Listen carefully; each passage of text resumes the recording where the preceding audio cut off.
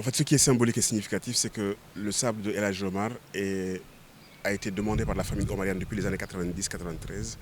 qui a entrepris plusieurs démarches en France pour identifier les lieux où étaient gardés les objets de El Hadj Omar, les manuscrits, le sabre, le Coran, etc., etc. Et par ce premier geste, donc, la France reconnaît la légitimité de la demande de la famille et du Sénégal, et puis elle reconnaît que ces objets, ce sabre, sa place est ici au Sénégal, elle n'est pas en France.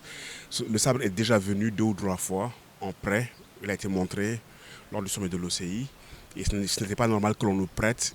un objet qui nous appartienne et qui a un sens pour notre histoire. El Hadj Omar était un saint érudit, on le sait, de l'islam, de la Tidjania, mais c'était aussi un résistant à la pénétration coloniale. Et à partir de 1850, il s'oppose à la présence des Français, pas seulement au Sénégal, au Mali et en Guinée. Il meurt en 1864 et son fils Ahmadou reprend le combat. El Hadj Omar lui confie le sabre et Ahmadou, en 1893, est vaincu par le colonel Louis Archinard, qui, comme butin de guerre, entre autres, emmène le sabre en France et le dépose au musée de l'armée. Donc,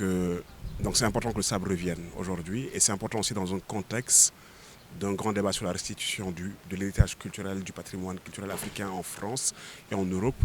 que cette première restitution ouvre la voie ou préfigure d'autres restitutions à venir, puisqu'il y a énormément d'objets dans les musées français qui viennent de l'Afrique au sud du Sahara, 90 000 au moins, et rien qu'au Quai Branly, il y a 70 000 objets qui viennent des 17 anciennes colonies de la France. Et ces objets-là sont là-bas depuis, et la plupart sont entrés, 66% des objets sont entrés entre les années 1860 et 1960, donc durant la période coloniale. Et c'est une grande discussion, un grand débat, et les musées occidentaux doivent entreprendre le chantier de restituer aux Africains une part significative de leur patrimoine culturel. Je dirais que la balle est dans le camp des Africains, parce que c'est aux Africains de formuler des demandes précises par les voies autorisées, c'est-à-dire une demande d'État à État, du ministère de la Culture ou du ministère des Affaires étrangères à son homologue. Et c'est aux pays africains d'établir des listes et de dire voici les objets que nous voulons. Puisque le travail a été fait, l'inventaire est fait et quelques restitutions ont démarré.